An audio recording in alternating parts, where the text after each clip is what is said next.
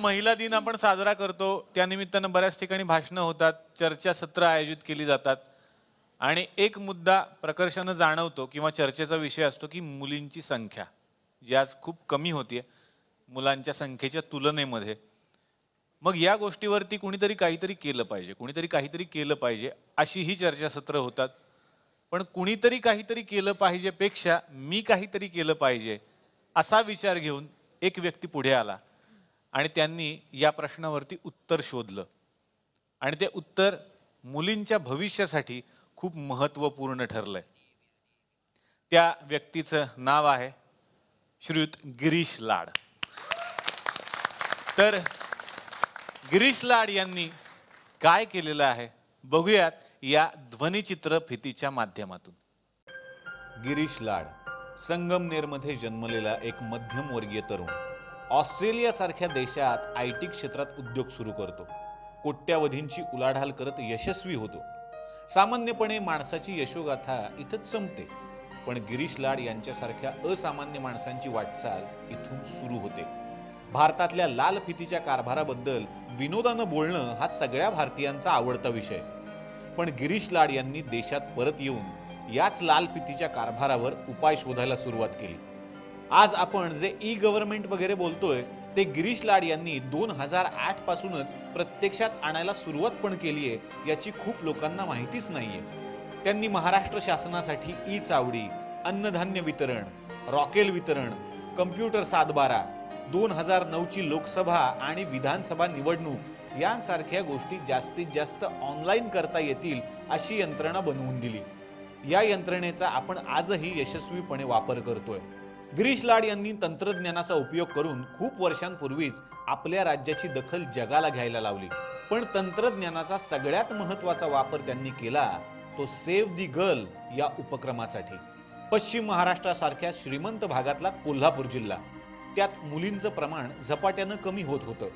गिरीश लाड यांनी सोनोग्राफी मशीनसाठी एक ट्रॅकिंग यंत्रणा बनवली ज्यामुळे गर्भपाताला आळा बसायला मोठी मदत झाली. कोल्हापूरमध्ये जिथे 1000 मुलांमागे मुलींचं प्रमाण 839 होतं ते चक्क 1000 मुलांमागे 880 पर्यंत वाढलं. तंत्रज्ञानाला मानवी चेहरा आणि सामाजिक भानाची जोड देण्याचं हे महत्त्वपूर्ण काम होतं. त्यांच्या या प्रयोगाची दखल घेऊन हरियाणा, मध्य प्रदेश, राजस्थान यासारख्या राज्यांनी तत्परतेनं आपल्या राज्यात ही योजना यशस्वीपणे राबवायला सुरुवात केली आणि त्याचे खूप चांगले परिणाम देखील दिसायला सुरुवात झाली आहे. जगभर आपल्या नावाचा ठसा उमटवणारे गिरीश लाड मराठी माध्यमात शिकले. त्यांच्या मते ज्या देशातली मुलं आपल्या मातृभाषेत शिकतात ते देश नेहमीच प्रगतीपथावर असतात. असा हा पक्का मराठमोळा माणूस आपल्यावर असलेल्या संस्कारांमुळेच एवढं मोठं सामाजिक काम करू शकला. आजवर त्यांना नास्कॉम फाउंडेशन, ई इंडिया पुरस्कार, मंथन पुरस्कार, सोशल इम्पॅक्ट पुरस्कार असे अनेक पुरस्कार लाभले. पण लवकरात लवकर महाराष्ट्र शासनाने सुद्धा त्यांची मुली वाचवण्याची ही यंत्रणा राज्यात कंपल्सरी केली तर तो जास्त मोठा सन्मान असेल. पिकतं तिथं विकत नाही असं व्हायला नको म्हणून. स्त्री भ्रूण हत्या विषयावर कविता लिहिणारे खूप आहेत, भाषणं ठोकणारे खूप आहेत, पण गिरीश लाड यांनी त्यांच्या सायलेंट ऑब्झर्व्हर या मोहिमेत स्त्री भ्रूण हत्येचं प्रमाण यशस्वीरित्या कमी करून दाखवलं. सामाजिक गोष्टीवर आरडाओरडा करणाऱ्या लोकांपेक्षा गिरीश लाड यांच्यासारखे सायलेंट ऑब्झर्व्हर या देशाला जास्त गरजेचे आहेत. अतिशय मनापासून या मंचावरती आमंत्रित करूयात गिरीश लाड यांना.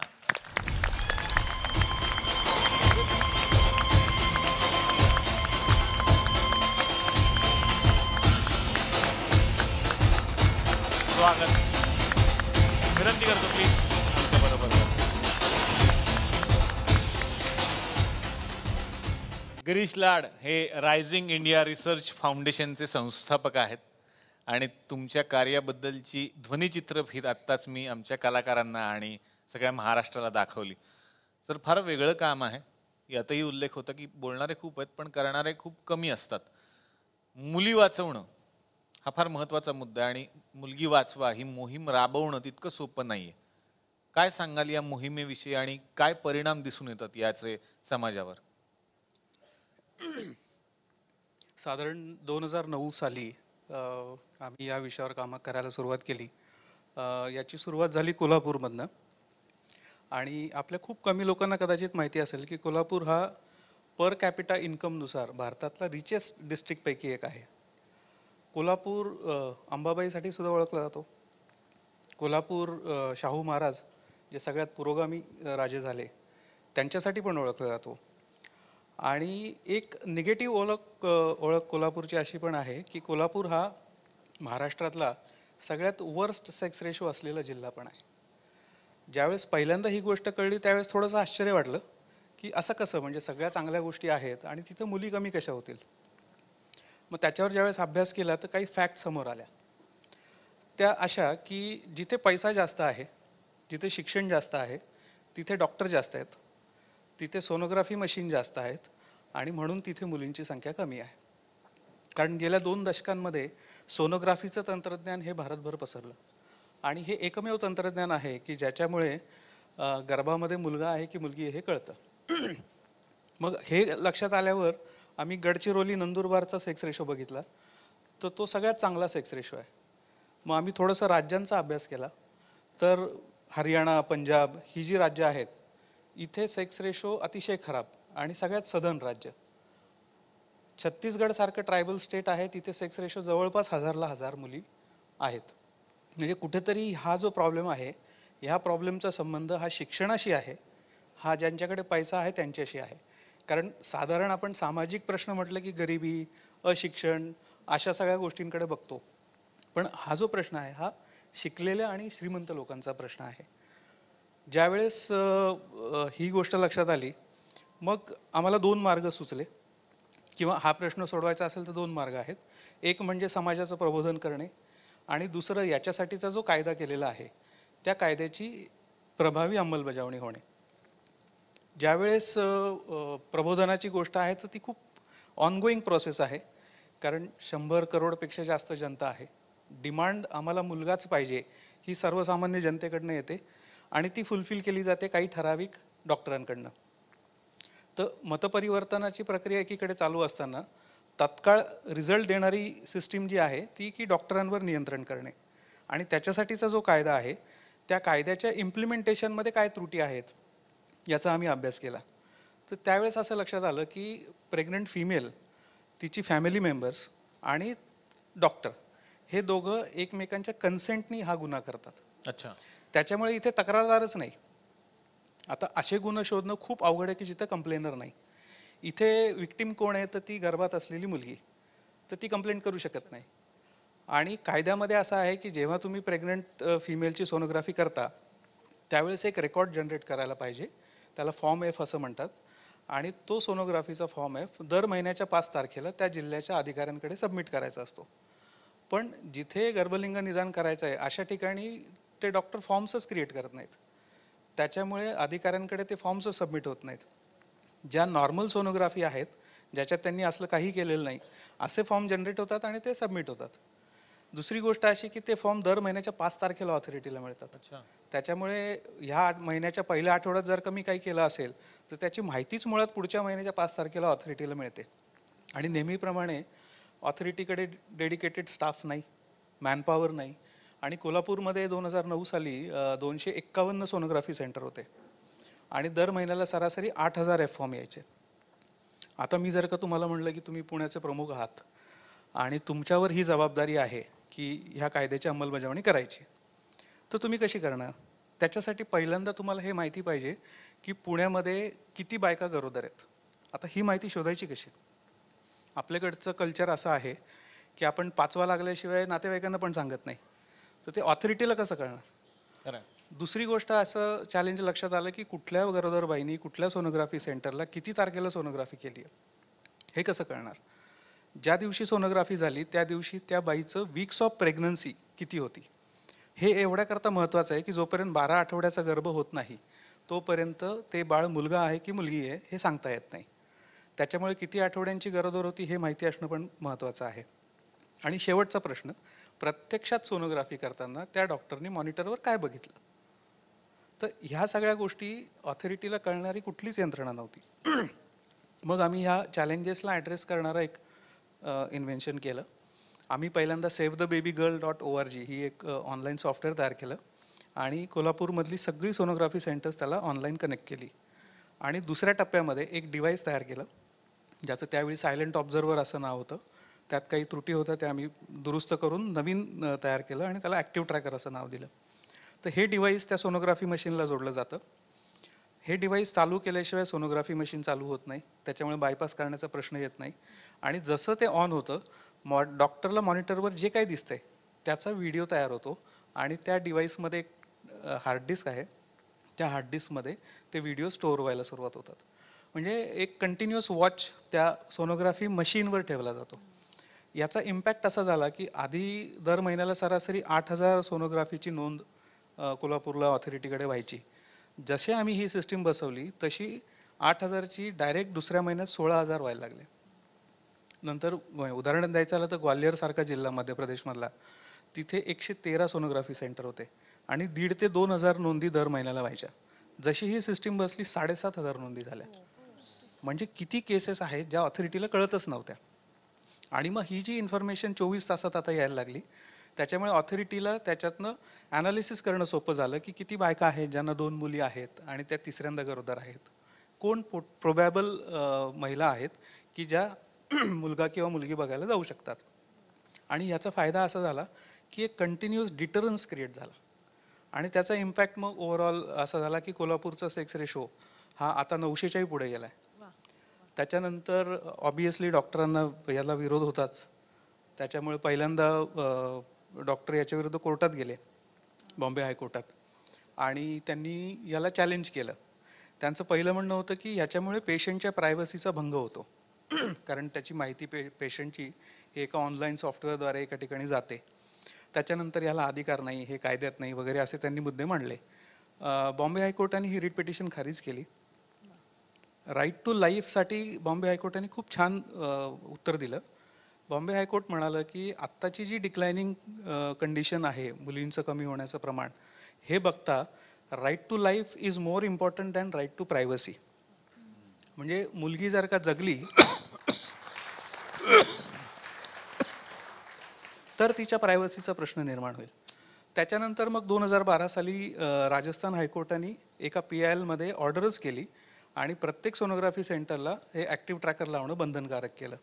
तर 2012मध्ये मग राजस्थानमध्ये आता पूर्ण स्टेटमध्ये ते इम्प्लिमेंट झालं. 3.5 वर्ष झाले.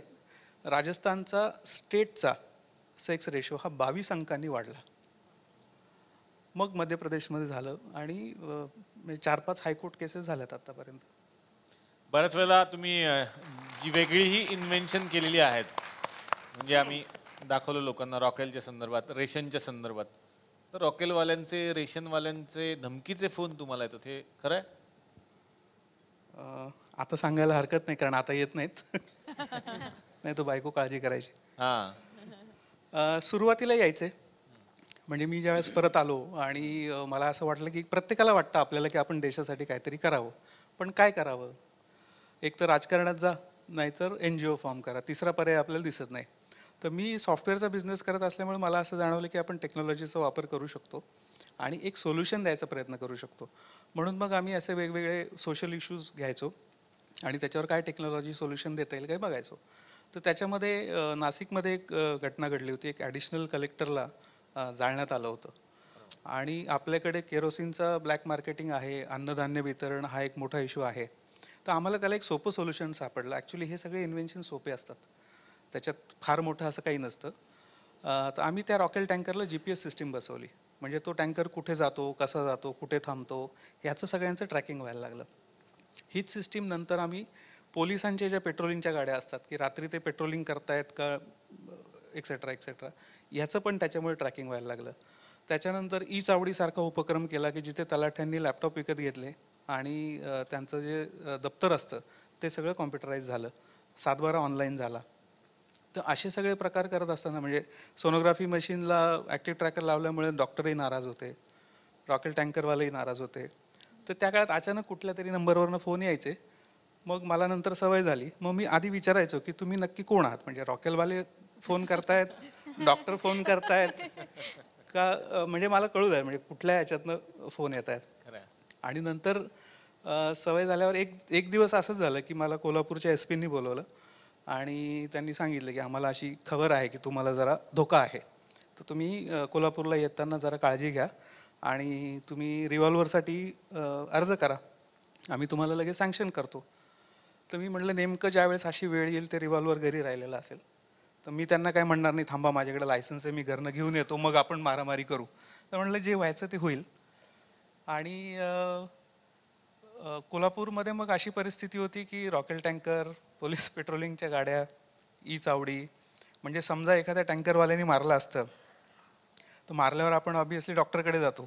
तर मला ती डॉक्टरांकडे जायची सोय नव्हती, पोलिसांकडे जायची सोय नव्हती. त्यामुळे 2010-11चा तो पिरियड होता. पण त्याच्यानंतर अशा प्रकारच्या आता छोट्या मोठ्या येतात, पण त्या आमच्या स्टाफला येतात. ज्या महिलांसाठी तुम्ही करताय त्यांचेच एवढे आशीर्वाद आहेत, अशी वेळच येणार नाही कधी तुमच्यावर. जौनपूरला तुम्ही गेला होता, तिथला एक काहीतरी इंटरेस्टिंग किस्सा आहे, तुम्हाला आमंत्रण होतं तिकडे. ज्यावेळेस बॉम्बे हायकोर्टात ही केस चालू होती आणि त्यावेळेस मग पेपरमध्ये पण खूप चर्चा व्हायची. त्यावेळेस मला जौनपूर नावाचा जिल्हा आहे उत्तर प्रदेशमध्ये, तिथला एक डॉक्टर फोन करायचा कि हमें आपका वो मशीन लगाना है, आप बताओ, हम आपको पैसे पे कर देंगे, आप कब आ रहे हैं, कितने का मशीन है, आप जल्दी आ जाओ. तर म्हटलं सगळे डॉक्टर विरोध करतायत, हाच डॉक्टर असा. बरं, जौनपूर म्हणजे आपण ते क्राईम पेट्रोलमध्येच ऐकतो, त्याच्यामुळे उत्तर प्रदेश त्यात जौनपूर. मग म्हटलं जावं की नाही जावं, मी आपलं टाळत होतो. म्हटलं एक केसचा निकाल येऊ द्या. मी त्यांना हे सांगायचो की कोर्टात केस आहे, म्हणजे मी सांगायचो की कोर्टात केस चालू आहे, तुम्ही नंतर मला ऑर्डर द्या कोर्टाचं केस झाल्यावर. पण त्यांचा हट्ट, नाही नाही आप आ ही जाओ. तर एकदा मी दिल्लीला होतो, त्यावेळेस त्यांचा फोन आला. मी म्हटलं मैं अभी दिल्ली में हूँ, कितने दिनों तक आप? म्हटलं 1 हफ्ता हूँ. अच्छा, कल सैटरडे संडे है आणि मैं आपको 10 मिनट में फ़ोन करता हूँ. 10 मिनटांनी त्याचा फोन आला, आप अपना मेल चेक करो, आपको रिटर्न टिकट भेजा है, एयर टिकट, और आप वाराणसी आ जाओ, हमारा बंदा आपको लेने आ जाएगा. तर म्हटलं आता जाऊन बघूच, एवढा मागं लागलाय, काय बघून येऊ. म्हणून मी गेलो, एअरपोर्टमधून बाहेर आलो. काळ्या रंगाची टिपिकल उत्तर प्रदेशमधली गाडी होती न्यायला. मग हॉटेलमध्ये त्यांनी चेक इन करायला लावलं आणि मी सगळं बघत होतो. उत्तर प्रदेशला पहिल्यांदाच गेलो आणि नंतर मग तो डॉक्टर म्हणाला की आप घर पे खाना खाने आ जाओ. तर मग मी त्याच्या घरी गेलो. घरी गेल्यावर मला कळलं की त्याला एक 14 वर्षाची मुलगी आहे की जी मेंटली डिसेबल आहे आणि त्याच्याकरताही तो त्या विषयाशी कमिटेड होता. आणि त्यांनी खरं कारण जे सांगितलं की जौनपूरमध्ये जे मेडिकल ऑथॉरिटी होते ते एका ठराविक जातीच्या डॉक्टरचेच सोनोग्राफी सेंटर सील करत होते. म्हणजे जातीयवाद इथे पण आहे हे मला त्या दिवशी कळालं. त्याच्यानंतर मग झालं, त्यांनी बसवलं आणि आता उत्तर प्रदेशमध्ये पण झाशीमधनं सुरुवात झाली आणि आता आम्ही उत्तर प्रदेशमध्ये पण हे इम्प्लिमेंट करतोय.